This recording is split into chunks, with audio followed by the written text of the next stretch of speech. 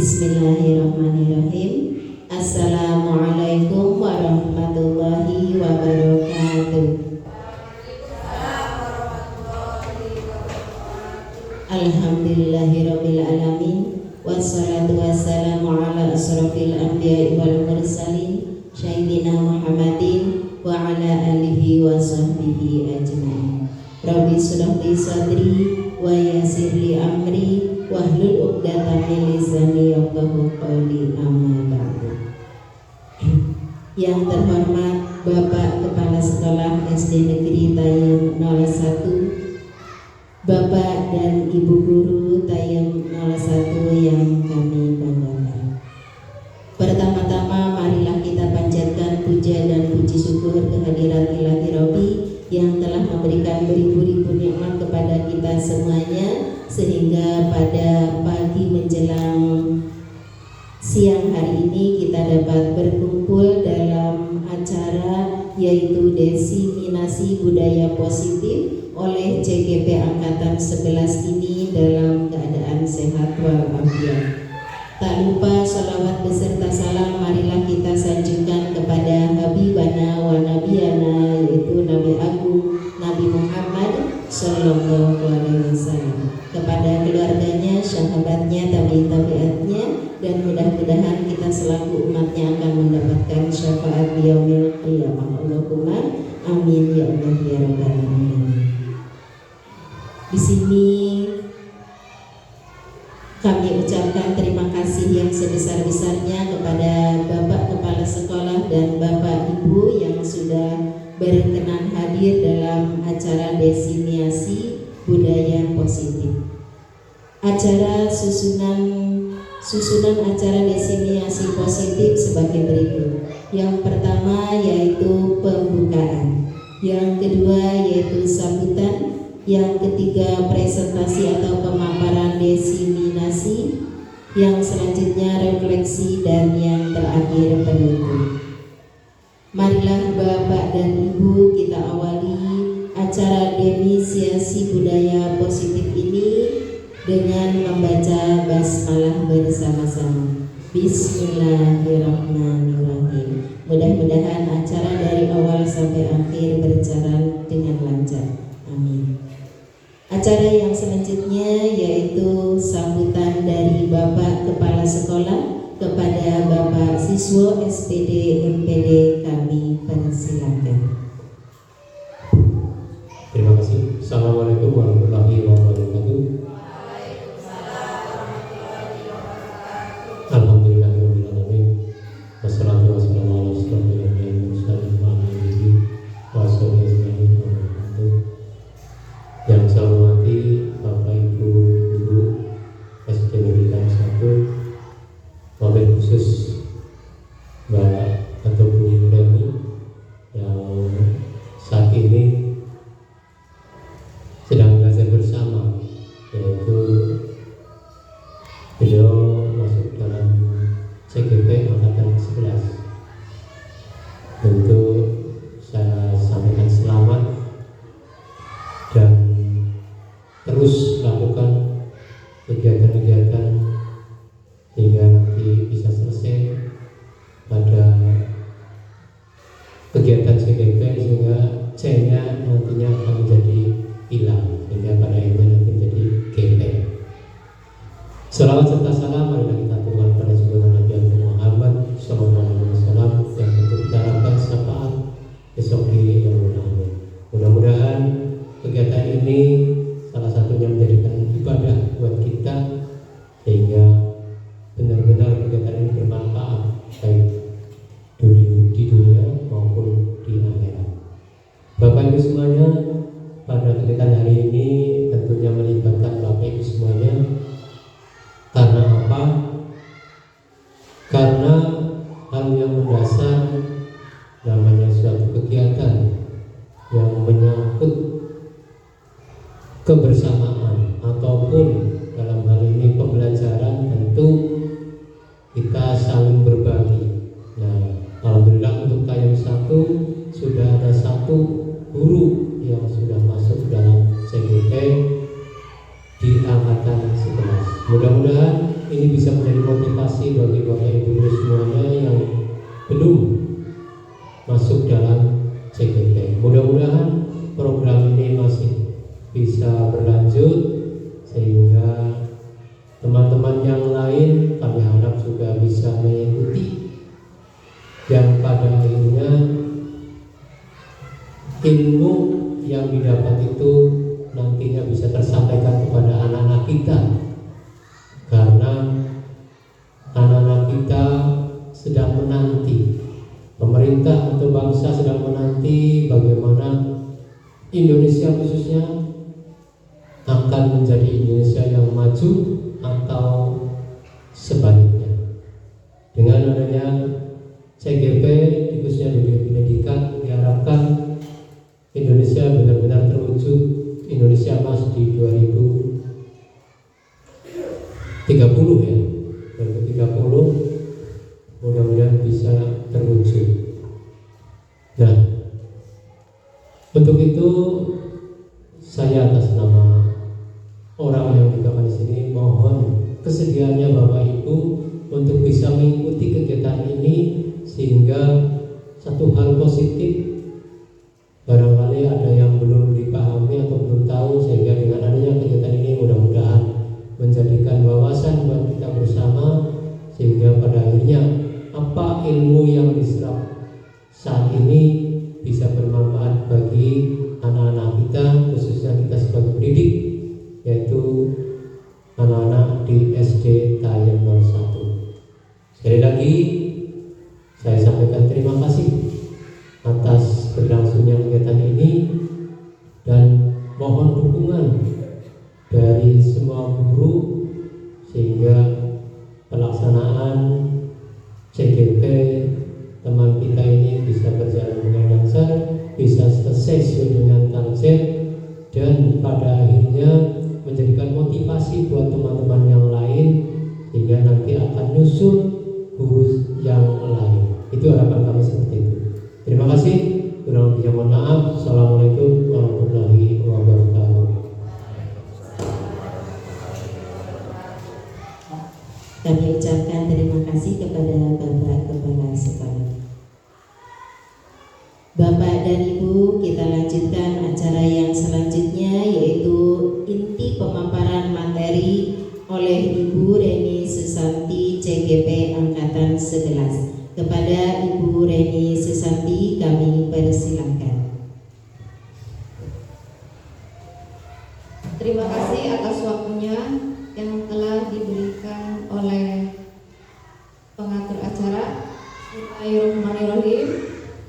Assalamualaikum warahmatullahi wabarakatuh.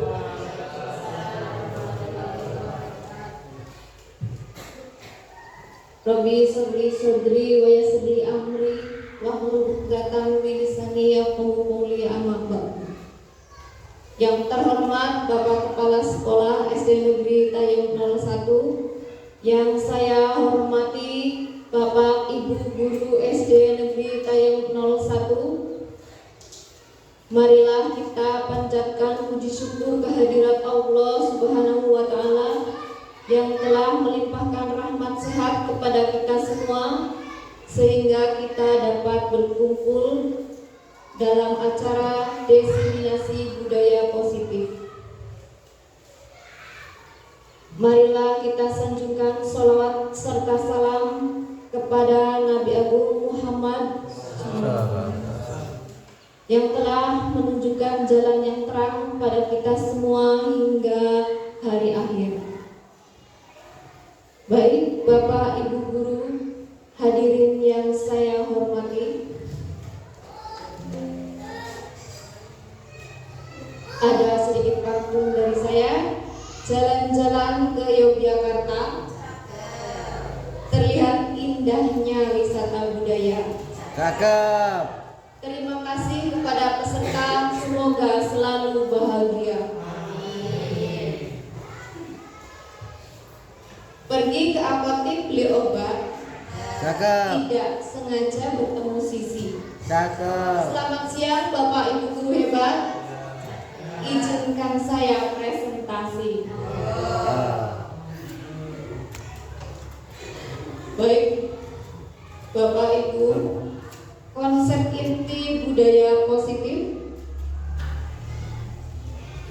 Yang pertama yaitu perubahan paradigma belajar.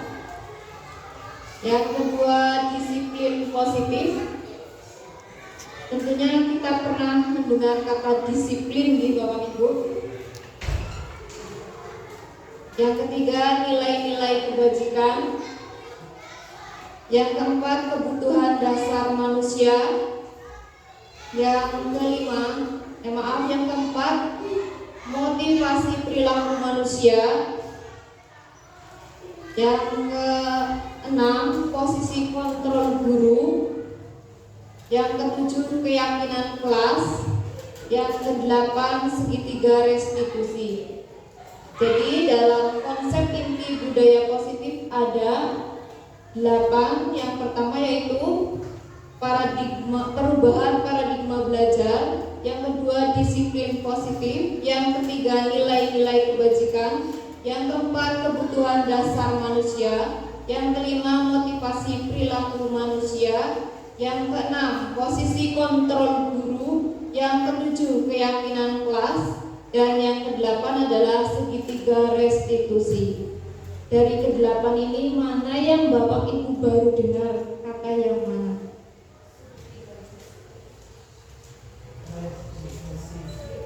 Ya, segitiga restitusi. Saya juga baru mengetahui segitiga restitusi setelah mengikuti program ini.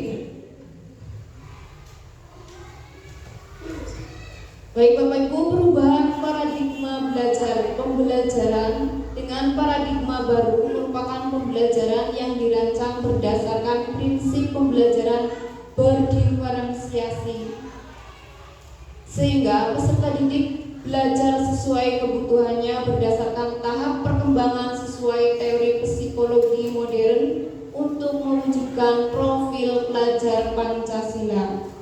Dalam pembelajaran berdiferensiasi ini,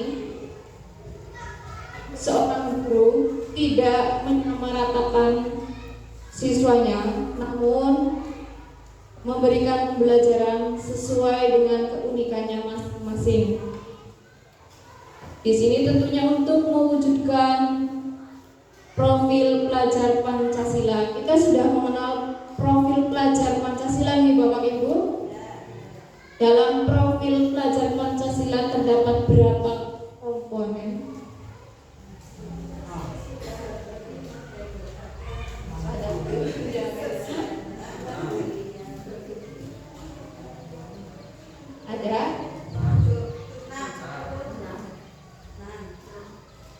Ada 6 Bapak Ibu. 6 dimensi profil pelajar Pancasila. Yang pertama itu beriman dan bertakwa kepada Tuhan Yang Maha Esa dan berakhlak mulia. Diharapkan peserta didik yang memiliki akhlak yang mulia dalam hubungannya dengan Tuhan Yang Maha Esa adalah pelajar yang memahami ajaran agamanya dan menerapkannya dalam kehidupan sehari-hari. Yang kedua adalah berkebinekaan global. Kunci dalam elemen ini adalah mengenal dan menghormati budaya, kemampuan berkomunikasi interkultural, dan refleksi dan tanggung jawab terhadap keragaman. Yang ketiga adalah gotong royong. Gotong royong merupakan ciri khas dari bangsa Indonesia dan masih sering ditemukan hingga saat ini dalam berbagai lingkungan. Oleh karena itu, para pelajar Pancasila harus memiliki sifat ini dengan mampu bekerja sama secara sukarela untuk menyelesaikan tugas dengan lancar, mudah, dan ringan. Sudahkah kita menanamkan gotong royong di kelas kita? Sudah. Yang keempat adalah mandiri. Seorang peserta didik yang mandiri memiliki kemampuan untuk memimpin dan memotivasi diri sendiri dalam mencapai prestasi dan pengembangan diri yang baik. Kemudian mengenali kekuatan dan kelemahan mereka dan menanggung jawab atas hasil dan proses yang mereka lakukan. Mampu mengendalikan pikiran, perasaan, dan tindakan untuk mencapai tujuan pribadi maupun tujuan bersama. Yang kelima adalah kreatif. Kemampuan untuk memodifikasi dan menghasilkan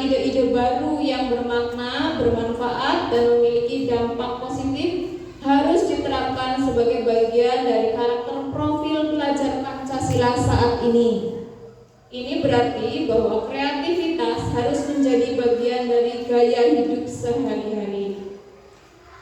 Yang keenam adalah kritis. Apa yang dimaksud dengan kritis? Di sini bahwa peserta didik yang memiliki sikap kritis memiliki kemampuan untuk menggunakan analisis dan evaluasi untuk memproses informasi dan mengatasi masalah. Mereka mampu memfilter informasi, mencari hubungan, menganalisis, dan membuat kesimpulan berdasarkan informasi tersebut. Sikap ini juga melibatkan keterbukaan terhadap perspektif dan bukti baru dan membantu membentuk murid yang terbuka dan mampu menghargai pendapat orang lain. Di sini ada sebuah miskonsepsi tentang teori kontrol. Di sini ilusi guru mengontrol murid. Ilusi guru mengontrol murid, pada dasarnya kita tidak dapat memaksa murid untuk berbuat sesuatu jika murid tersebut memilih untuk tidak melakukannya. Walaupun tampaknya kita sedang mengontrol perilaku murid tersebut, hal ini karena murid tersebut sedang mengizinkan dirinya untuk dikontrol. Saat itu, bentuk kontrol guru merupakan kebutuhan dasar yang dipilih murid tersebut. Teori kontrol guru menyatakan bahwa semua perilaku memiliki tujuan, bahkan terhadap perilaku yang tidak disukai. Ilusi guru mengontrol murid, ilusi bahwa kritik dan membuat orang merasa bersalah dapat menguatkan karakter. Ilusi bahwa kritik dan membuat orang merasa bersalah dapat menguatkan karakter, menggunakan kritik dan rasa bersalah untuk mengontrol murid menuju pada identitas gagal. Mereka belajar untuk merasa buruk tentang diri mereka. Mereka mengembangkan dialog diri yang negatif. Kadangkala sulit bagi guru untuk mengidentifikasi bahwa mereka melakukan perilaku ini karena seringkali guru cukup menggunakan suara halus untuk menyampaikan pesan negatif. Ilusi guru mengontrol murid, ilusi bahwa kritik dan membuat orang merasa bersalah dapat menguatkan karakter. Ilusi bahwa semua penguatan positif, efektif, dan bermanfaat. Ilusi bahwa semua penguatan positif, efektif, dan bermanfaat. Penguatan positif atau bujukan adalah bentuk-bentuk kontrol segala usaha untuk mempengaruhi murid agar mengurangi suatu perilaku tertentu adalah suatu usaha untuk mengontrol murid. Mengontrol murid tersebut dalam jangka waktu tertentu. Kemungkinan murid tersebut akan menyadarinya dan mencoba untuk menolak bujukan. Atau bisa jadi murid tersebut menjadi tergantung pada pendapat sang guru untuk berusaha. Ilusi guru mengontrol murid, ilusi bahwa kritik dan membuat orang merasa bersalah dapat menguatkan karakter. Ilusi bahwa orang dewasa memiliki hak untuk memaksa. Ilusi bahwa semua penguatan positif efektif dan bermanfaat. Ilusi bahwa orang dewasa memiliki hak untuk memaksa. Banyak orang dewasa yang percaya bahwa mereka memiliki tanggung jawab untuk membuat murid-murid berbuat hal-hal tertentu. Apapun yang dilakukan dapat diterima selama ada sebuah kemajuan berdasarkan sebuah pengukuran kinerja. Pada saat itu pula orang dewasa akan menyadari bahwa perilaku memaksa tidak akan efektif untuk jangka waktu yang panjang dan sebuah hubungan permusuhan akan terbentuk. betul apa tidak Bapak Ibu?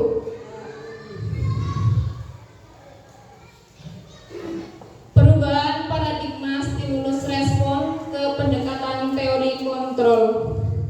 Berkaitan dengan teori kontrol, kita harus merubah dari paradigma stimulus respon ke pendekatan teori kontrol. Seperti apa? Mari kita simak. Perubahan paradigma stimulus respon ke pendekatan teori kontrol. Stimulus respon pada realitanya kebutuhan kita adalah sama apa beda? Kalau dalam stimulus respon itu sama. Dalam teori kontrol, realita kebutuhan kita adalah berbeda.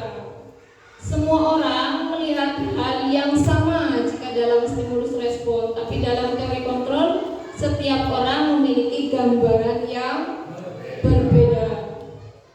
Dalam stimulus respon, kita mencoba mengubah orang agar berpandangan sama dengan kita.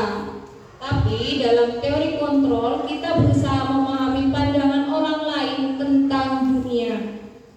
Dalam stimulus respon, perilaku buruk dilihat sebagai suatu kesalahan. Namun dalam teori kontrol, semua perilaku memiliki tujuan.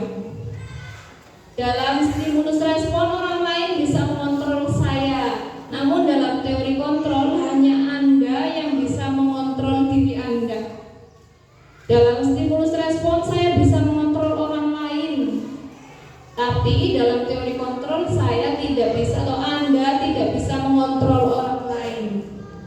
Dalam stimulus respon, pemaksaan ada pada saat bujukan gagal. Namun dalam teori kontrol, kolaborasi dan konsensus menciptakan pilihan-pilihan baru. Jadi intinya semuanya berawal dari diri sendiri atau motivasi internal nih Bapak Ibu. Beralih ke disiplin positif. Disiplin.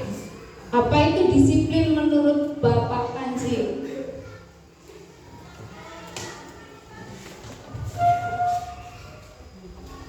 Disiplin itu berasal dari kata disiplin yang artinya belajar. Disiplin mengacu pada disiplin dari yang memiliki tanggung jawab terhadap apa yang dilakukannya berdasarkan nilai-nilai yang diyakini. Betul. Disiplin mengacu pada disiplin diri yang memiliki tanggung jawab terhadap apa yang dilakukannya berdasarkan nilai-nilai yang diyakini. Sudahkah semua murid kita di SD kita sudah melaksanakan disiplin?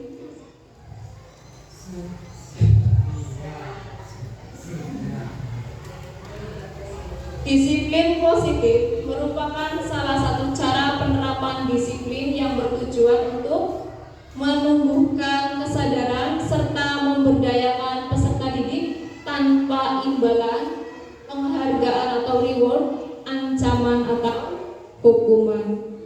Karena misalnya siswa kita itu melaksanakan disiplin hanya karena imbalan atau reward, itu tidak akan bertahan lama.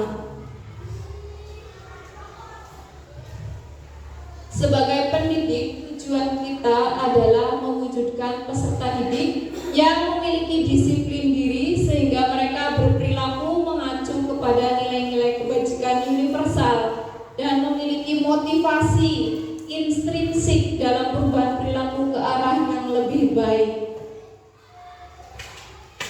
Nilai-nilai kebajikan. Nilai-nilai kebajikan adalah sifat-sifat yang positif. Manusia yang merupakan tujuan mulia yang ingin dicapai setiap individu. Nilai-nilai tersebut bersifat universal dan lintas bahasa, suku, bangsa, agama, maupun latar belakang. Contoh nilai kebajikan institusi atau organisasi yang pertama yaitu profil pelajar Pancasila. Apa saja profil pelajar Pancasila? beriman dan bertakwa kepada Tuhan Yang Maha Esa, berakhlak mulia, berkebinekaan global, gotong royong dan mandiri. Tepat sekali jawaban dari Ibu. Beriman dan bertakwa kepada Tuhan Yang Maha Esa dan berakhlak mulia, berkebinekaan global, gotong royong, mandiri, kreatif, dan bernalar kritis.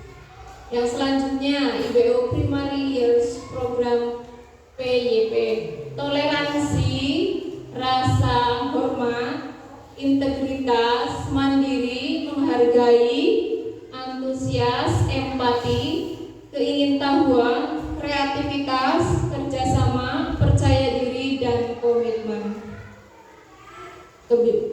Kebajikan yang menurut keterampilan hidup life skill yaitu dapat dipercaya, lurus hati, pendengar yang aktif, tidak merendahkan orang lain, memberikan yang terbaik dari diri. Bapak Ibu, di sini ada kebutuhan dasar manusia. Bagaimana jika kebutuhan kita tidak terpenuhi?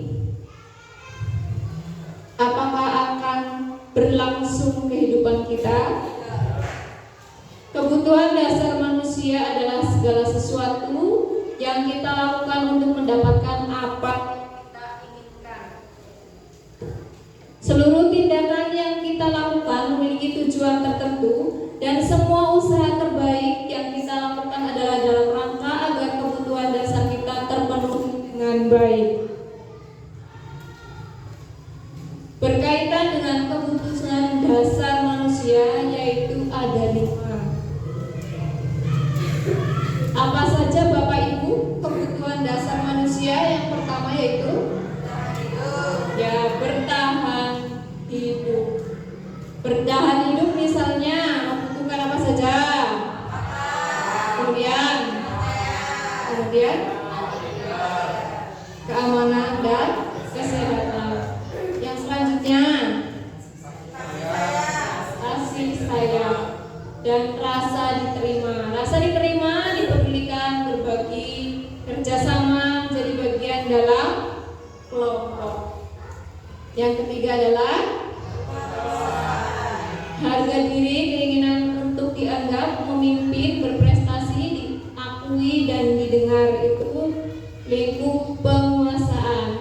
Yang keempat apa? Kebebasan. Sebagai manusia kita membutuhkan kebebasan untuk mandiri, memiliki pilihan, mencoba hal baru, mampu mengendalikan arah dirinya. Yang terakhir, kesenangan. Bermain, humor, antusiasme, dan tertawa. Yang selanjutnya kita akan membahas motivasi perilaku manusia. Setiap perilaku pasti ada motivasinya. Yang pertama, untuk menghindari ketidaknyamanan atau hukuman. Misalnya ada seorang siswa yang tidak ingin terlambat karena tidak ingin memperoleh hukuman. Untuk mendapatkan imbalan atau penghargaan dari orang lain, misalnya supaya mendapat pujian. Untuk menjadi orang yang mereka inginkan dan menghargai diri sendiri dengan nilai-nilai yang mereka percaya. Dari ketiga motivasi ini, mana yang Bapak Ibu setujui? Yang pertama, yang kedua, atau yang ketiga?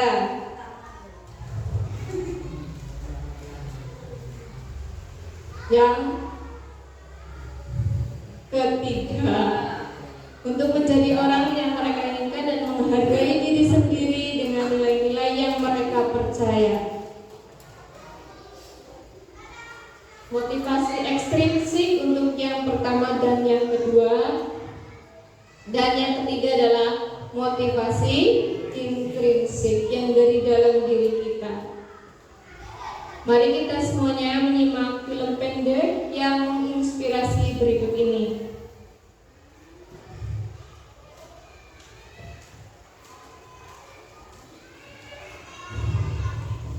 Maaf, saya tenaga. Dani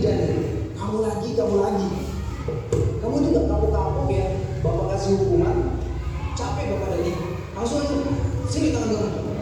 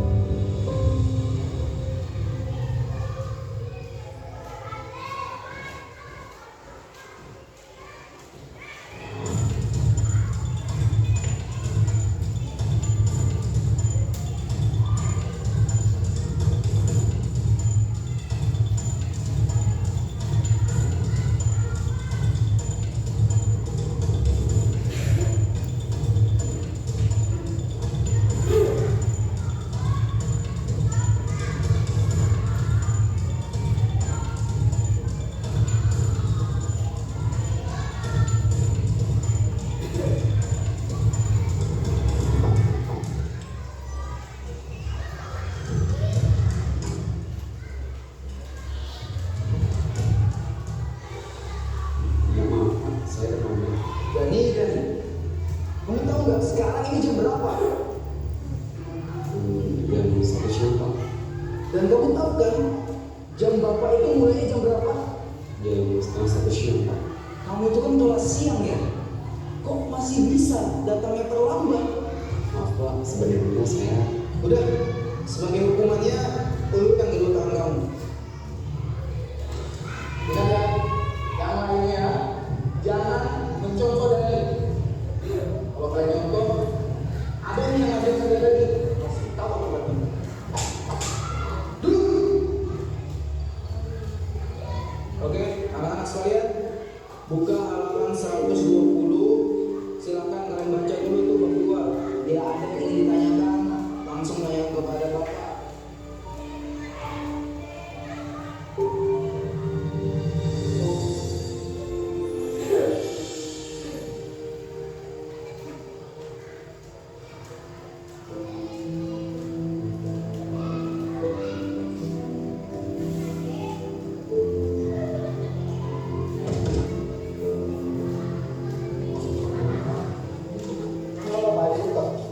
Gak Pak, Bapak kok. Enggak, nanti kalau sini hati-hati ya. Cuma nanti nyusul. Ya Pak, terima kasih. Saya udah mendengar.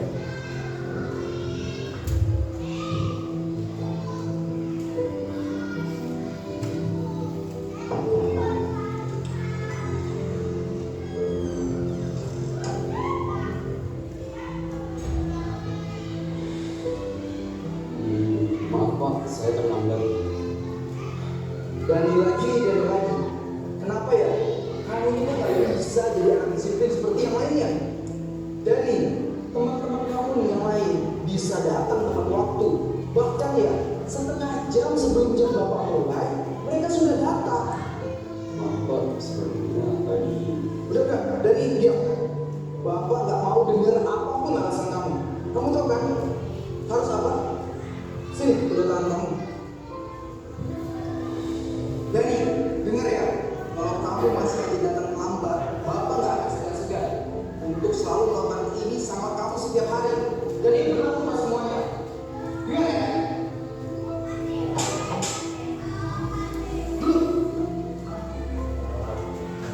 Ya sudah, yang lain, perhatikan kembali. Kita lanjutkan pelajaran yang sebelumnya.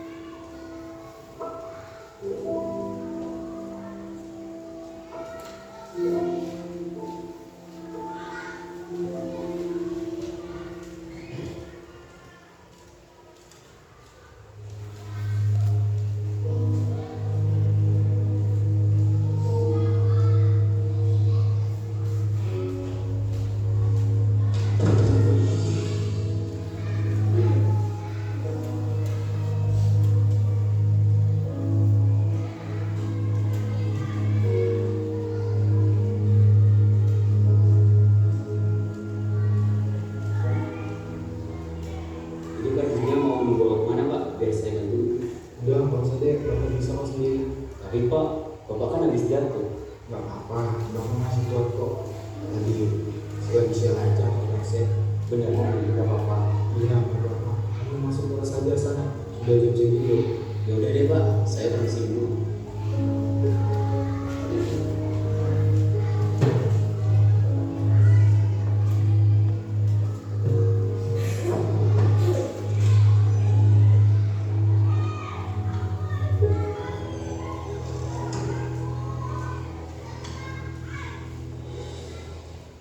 Maaf Pak, saya terlambat. Dani, kamu lagi. Kamu tuh gak kapok-kapok ya, Bapak kasih hukuman. Kamu itu kan masuk siang loh. Kok bisa sampai terlambat seperti ini loh? Maaf Pak, saya Udah, capek Bapak Dani. Langsung aja, sini tangan kamu.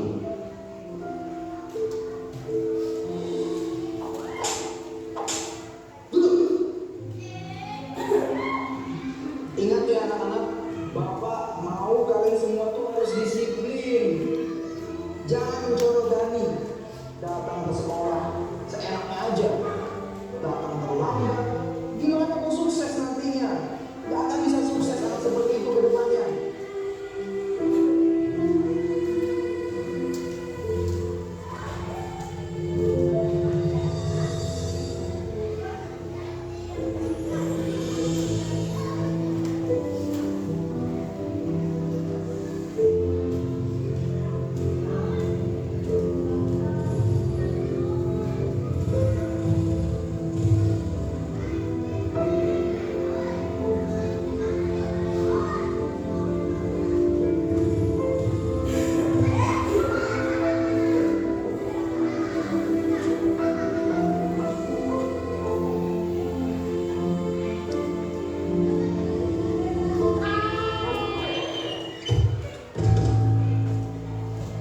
Stop dulu. Kamu kemana? Bapak bawa ke rumah sakit ya?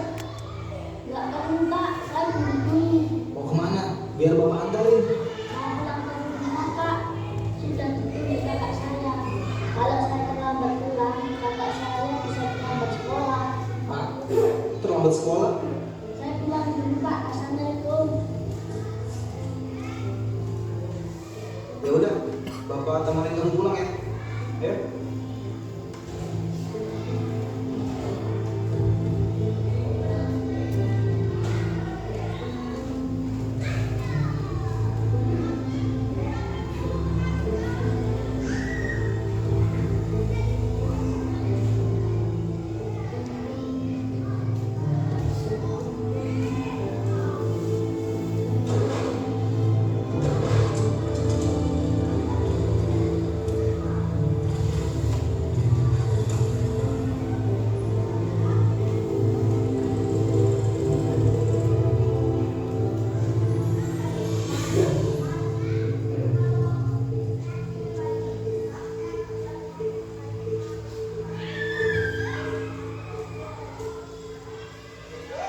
Pak, berhenti Pak.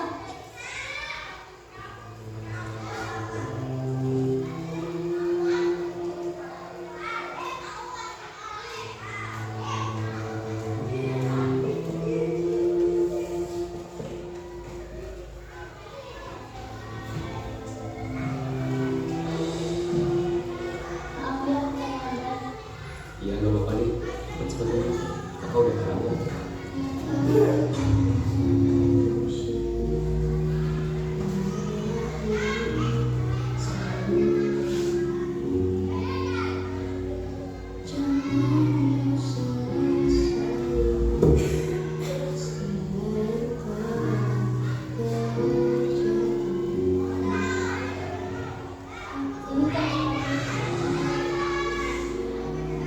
Loh, lu tahan kamu kenapa nih? ini tadi habis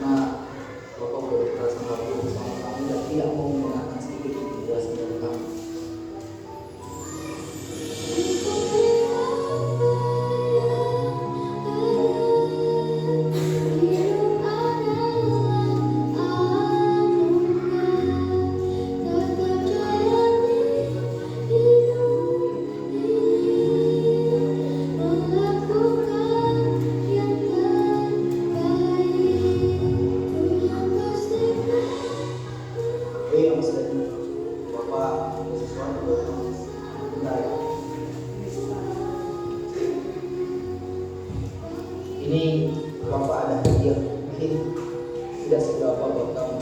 Tolong diterima ya. Apa ini Pak? Ayo, dibuka aja. Kamu lihat aja sendiri.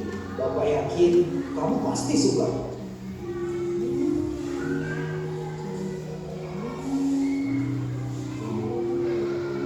Wah, ini sepatu sekolah.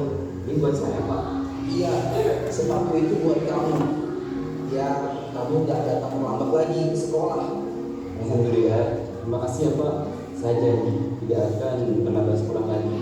Iya, Bapak juga ucapkan terima kasih.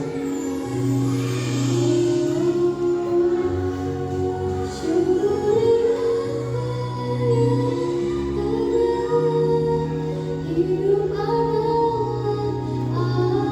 anugerah. Baik Bapak Ibu, cerita tadi cukup menarik dan mengharukan bagi kita semua. Jadi pembelajaran dan hal menarik apa yang kita dapatkan dari melihat film pendek yang menginspirasi tadi Bapak Ibu semua?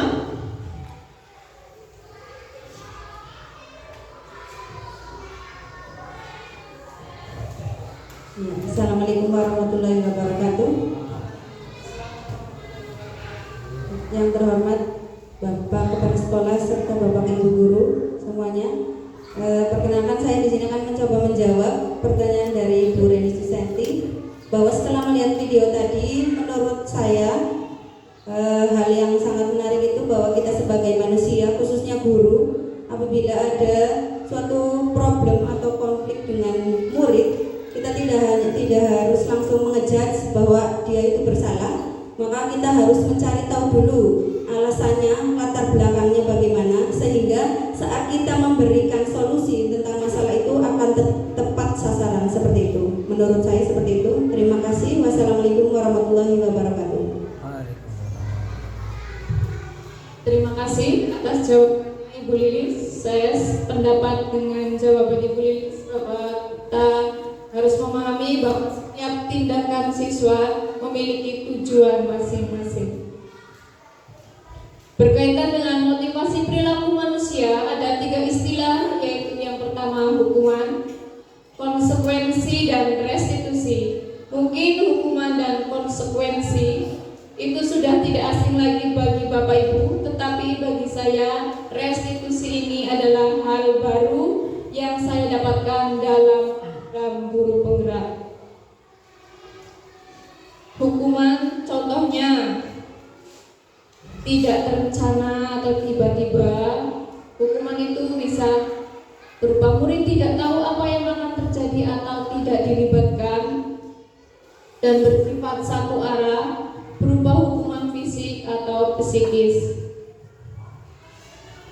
Jika konsekuensi terencana atau disepakati sesuai dengan peraturan, murid tetap dibuat tidak nyaman. Sikap guru selalu memonitor murid. Restitusi, proses menciptakan kondisi bagi murid untuk memperbaiki kesalahan. Proses kolaboratif yang mengajarkan murid untuk mencari solusi sendiri. Tindakan guru, coba Bapak Ibu jawab. Mencatat 100 kali di dalam buku kalimat "Saya tidak akan terlambat lagi karena terlambat ke sekolah, hukuman atau konsekuensi." Coba kita cek. Tuh, hukuman. Lari mengelilingi lapangan basket 2 kali karena terlambat hadir di sekolah. Hukuman. Betul. Murid diminta untuk push up 15 kali karena tidak menggunakan masker ke sekolah. Menggantikan kertas tugas teman yang telah dicoret-coret.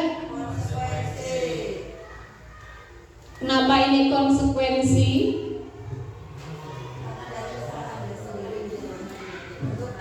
Ya, karena merupakan bentuk dari tanggung jawab. Membersihkan tumpahan air di meja tulis karena tersenggol pada saat belajar juga konsekuensi. Murid disuruh untuk mengenakan sepatu seharian di di sekolah karena tidak mengenakan sepatu hitam? Ya betul hukuman. Lari mengelilingi lapangan basket 2 kali karena terlambat 10 menit untuk pelajaran PJOK. Tepat sekali, konsekuensi. Posisi kontrol seorang guru. Di sini guru memiliki posisi kontrol yang pertama sebagai penghukum, yang kedua pembuat merasa bersalah, sebagai teman, sebagai pemantau, dan sebagai manajer. Contoh penerapan 5 posisi kontrol guru. Kasus murid tidak memakai atribut lengkap saat upacara bendera. Contohnya misalnya sebagai penghukum, menyuruh siswa hormat pada bendera selama 1 jam. Sebagai pembuat merasa bersalah, misalnya berapa kali bapak atau ibu harus memberitahu kamu selalu saja mengecewakan bapak ibu. Pernah berkata seperti itu? Kalau pernah, berarti ibu sedang dalam posisi kontrol pembuat merasa bersalah. Sebagai teman, ayo dong ikuti aturan sekolah, tolong bantu bapak atau ibu guru ya. Sekali ini ya, sudah tidak apa-apa, lain kali jangan sampai berbuat seperti ini lagi ya. Ini sebagai teman. Sebagai pemantau, kamu sudah melanggar peraturan sekolah, kamu tahu konsekuensinya. Setelah upacara, kamu beli atributnya ke koperasi dan jangan diulangi lagi. Selanjutnya sebagai manajer, apakah kamu tahu kesalahanmu? Kira-kira bagaimana kamu memperbaiki kesalahanmu? Dari kelima kontrol guru ini, kita berada di posisi mana seharusnya? Sebagai manajer. Posisi kontrol apakah aku? Saya kecewa sekali dengan kamu. Ya betul, pembuat merasa bersalah. Kamu tidak pernah benar melakukannya. Penghukum, betul. Bagaimana kamu bisa menyelesaikan masalah ini? Manajer. Ayolah, lakukan demi bapak atau ibu ya. Teman. Apakah kamu mau mendapatkan stiker bintang hari ini? Pemantau. Kamu selalu yang paling terakhir. Penghukum. Keyakinan kelas. Mengapa keyakinan kelas? Mengapa bukan peraturan kelas? Karena apa?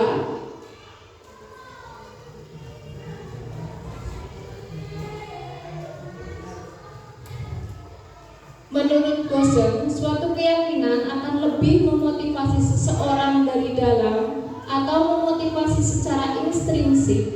Seseorang akan lebih tergerak dan bersemangat untuk menjalankan keyakinannya daripada hanya sekedar mengikuti serangkaian peraturan.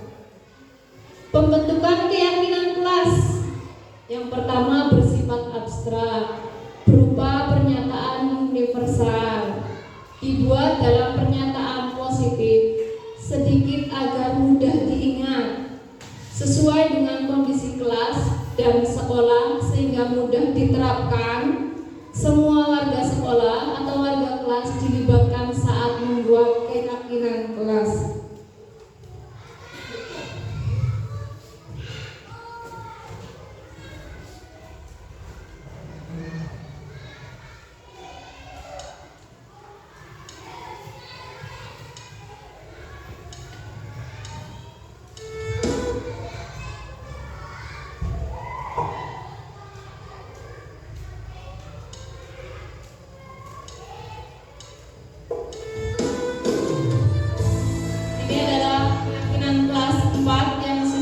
Buat bersama.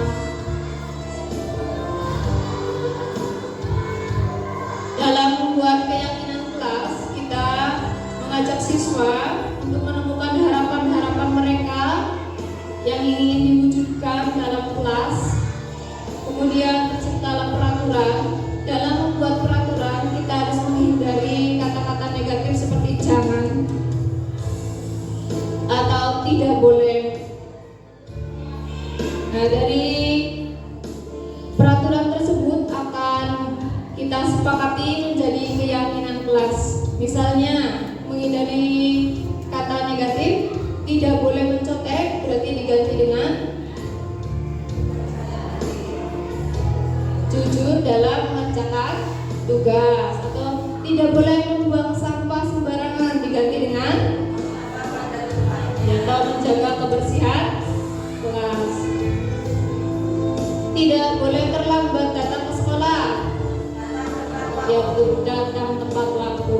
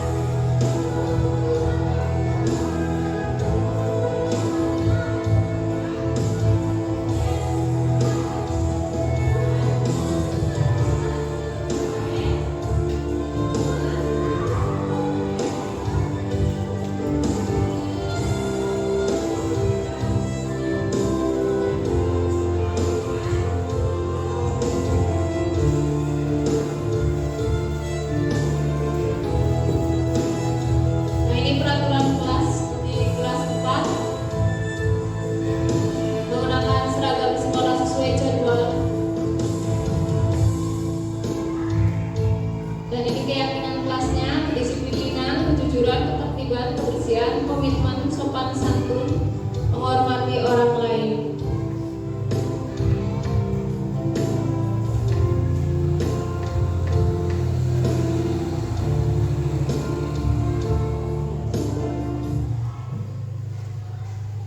Baik Bapak Ibu, dalam membuat keyakinan kelas diharapkan menggunakan kalimat yang positif. Tadi sudah dijelaskan. Jika ada yang menuliskan jangan membuang sampah sembarangan, bisa kita mengubahnya menjadi kalimat menjaga kebersihan kelas. Bagi yang belum membuat keyakinan kelas, Bapak Ibu semua bisa mempraktekannya di kelas masing-masing. Dan kita akan membahas tentang segitiga restitusi. Dalam menyelesaikan suatu permasalahan yang kita temui dalam pembelajaran maupun di luar pembelajaran, kita menggunakan segitiga restitusi. Dengan langkah yang pertama adalah menstabilkan identitas, yang kedua validasi tindakan yang salah, dan yang ketiga menanyakan keyakinan.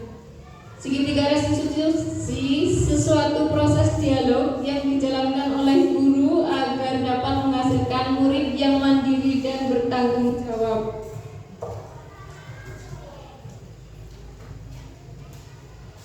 Menstabilkan identitas berdasarkan prinsip membuat kesalahan adalah bagian dari proses pembelajaran. Misalnya dengan pernyataan berbuat salah itu hal yang manusiawi. Tidak ada manusia yang sempurna. Bapak Ibu juga pernah melakukan kesalahan. Kita pasti bisa menyelesaikan masalah ini. Bapak Ibu tidak mau mencari siapa yang benar, siapa yang salah. Bapak Ibu ingin mencari solusi dari permasalahan ini. Kamu berhak merasa begitu. Validasi tindakan yang salah berdasarkan prinsip setiap perilaku berupaya memenuhi suatu kebutuhan tertentu dengan pernyataan, kamu pasti punya alasan melakukan hal itu. Kamu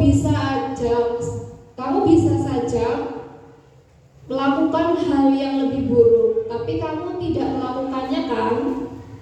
Kamu patut bangga karena telah melindungi sesuatu yang penting buatmu. Kamu melakukannya karena mempertahankan sesuatu yang penting bagimu. Dan langkah yang terakhir menanyakan keyakinan berdasarkan prinsip teori kontrol bahwa pada dasarnya ketika termotivasi secara intrinsik dengan pernyataan apa nilai yang kita percaya di kelas kita, nilai-nilai apa yang telah kita sepakati bersama, seperti apa gambaran sebuah kelas yang ideal menurut kamu. Kamu ingin menjadi orang yang seperti apa yang kamu rasakan ketika kamu melakukan itu. Saya sudah mempraktikkan praktik penerapan segitiga restitusi dalam kasus ketika ada seorang anak yang marah pada temannya karena tugasnya selalu dicontek, hingga tidak bisa menahan emosinya sampai tidak sengaja merobek bukunya hingga merobek buku temannya tersebut.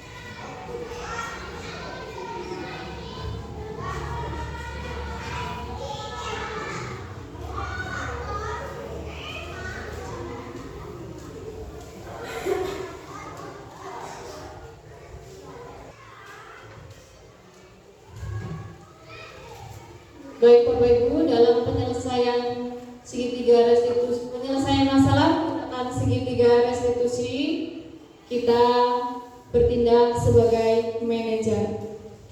Dalam penerapan program disiplin positif, hendaknya guru menjadi insan yang mandiri, merdeka, dan bertanggung jawab.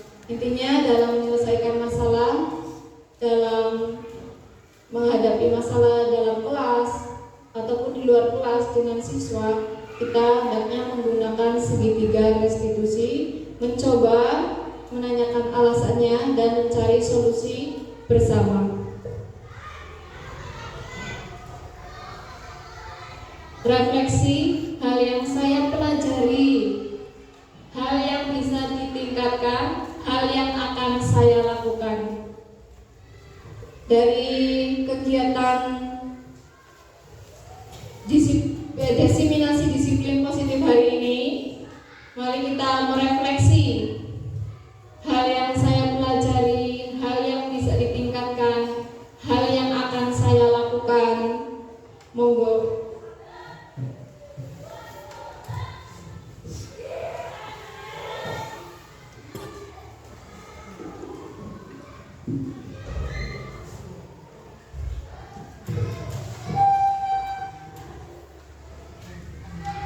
Bismillahirrahmanirrahim. Assalamualaikum warahmatullahi wabarakatuh. Terima kasih kepada Ibu Reni Susanti CGP Angkatan 11 yang memberikan kesempatan kepada saya untuk menjawab beberapa refleksi.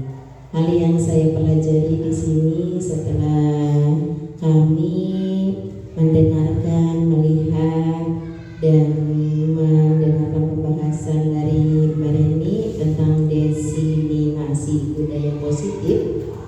Di sini hal yang saya pelajari, ternyata kita sebagai seorang guru harus mempunyai trik-trik dalam mengajar, dan yang terpenting itu adalah kita harus mendengarkan apa yang murid dari peserta didik, karena mereka juga manusia yang memiliki sama seperti kita, ibaratnya alasan.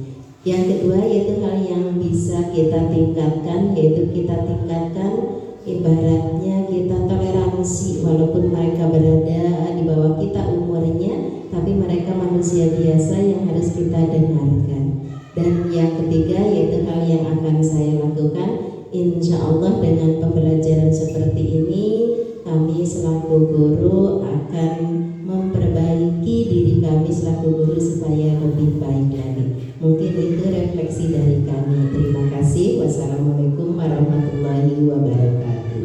Waalaikumsalam warahmatullahi wabarakatuh. Terima kasih Bu. Silakan Bapak untuk refleksi hari ini. Assalamualaikum warahmatullahi wabarakatuh. Untuk refleksi hal yang saya pelajari yaitu dari ulasan yang sudah disampaikan dari materi dan berupa materi maupun video. Hal yang saya pelajari itu sebagai pendidik kita ini harus disiplin, kemudian harus toleransi, dan juga mau tahu alasan apa yang kenapa murid itu bisa terlambat. Kita harus tahu juga alasannya. Jangan seperti kita egonya besar, tidak mau tahu alasan yang murid lakukan. Kemudian hal yang bisa ditingkatkan yaitu kedisiplinan baik diri sendiri dan juga siswa yang ada di sekolah. Kemudian hal yang akan saya lakukan insya Allah di satuan pendidikan ini akan melaksanakan disiplin baik secara pribadi, dinas, dan yang dilakukan oleh seluruh warga sekolah. Terima kasih. Terima kasih Bapak atas refleksinya. Mohon refleksinya. Terima kasih. Assalamualaikum warahmatullahi wabarakatuh. Bapak Ibu semuanya, sudah tadi kita simak panjang lebar yang tentunya kita harapkan nanti memberikan refleksi sebagai tindak lanjut kita, bukan hanya sebagai pendengar saja, tapi apa yang harus kita lakukan ke depannya. Hal yang saya pelajari yaitu dari paparan tadi bahwa ternyata cara menegakkan disiplin itu yang selama ini kita lakukan mungkin ada sedikit kekurangan atau mungkin bahkan kekeliruan. Sebagai contoh, anak kita harapkan untuk disiplin dalam menjaga kebersihan, tapi kita kadang ngomongnya buanglah sampah pada tempatnya, begitu ya. Maka alangkah lebih bijak mungkin bahasanya dirubah seperti kita menjaga kebersihan. Berarti anak nanti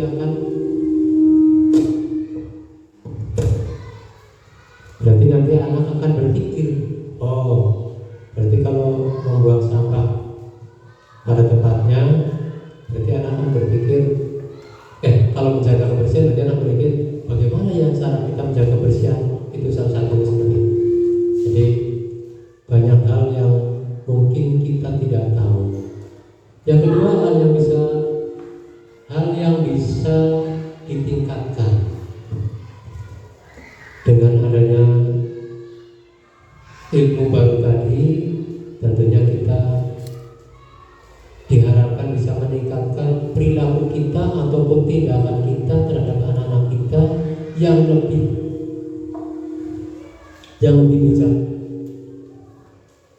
bijak lagi, sehingga anak-anak walaupun kita tegur, anak akan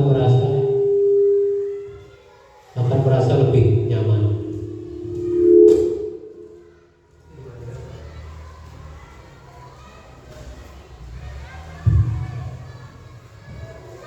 Hal yang akan saya lakukan yang terakhir yaitu Dengan adanya ilmu yang kita pelajari tadi, tentu kita akan melakukan suatu tindakan terhadap anak-anak kita, yaitu dalam rangka menerapkan budaya kedisiplinan terhadap anak-anak kita dengan sikap dan perilaku ataupun tindakan terhadap anak kita untuk lebih bijak lagi. Itu seperti itu mungkin untuk refleksi saya pada hari ini. Terima kasih. Assalamualaikum warahmatullahi wabarakatuh. Terima kasih Bapak Ibu atas refleksinya. Putra mahkota bernama Rama, beliau datang untuk membebaskan. Semua pihak harus bekerja sama untuk meningkatkan mutu pendidikan. Pergi ke Kutai bawa kendaraan, liburan di Bali ditiadakan. Untuk mencapai kesejahteraan, semua dimulai dari pendidikan.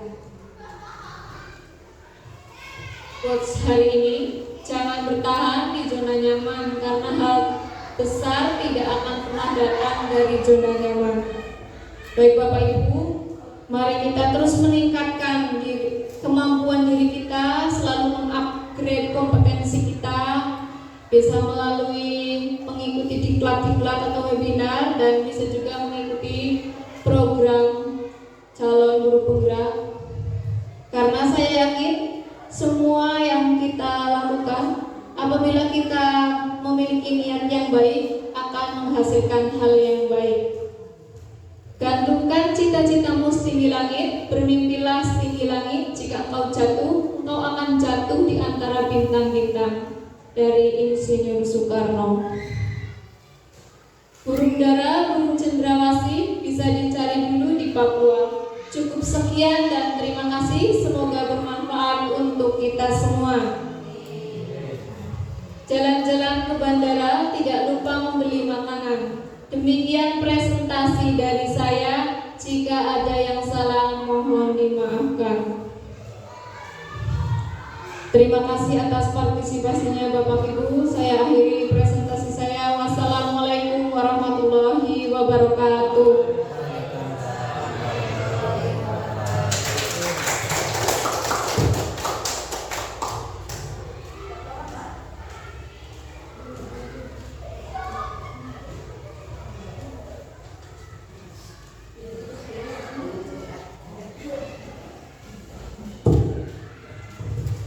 Alhamdulillah, Ibu, Bapak-bapak dan Ibu-ibu, acara demi acara sudah selesai. Saatnya kita di penghujung acara. Marilah kita tutup acara diseminasi budaya positif ini dengan membaca hamdalah bersama-sama. Alhamdulillahirabbil alamin. Mudah-mudahan acara ini bermanfaat bagi kita semuanya dan merupakan amal ibadah bagi kita semua. Cukup sekian dari kami. Wallahu muwaffiq ila aqwamit thariq. Wassalamualaikum warahmatullahi wabarakatuh.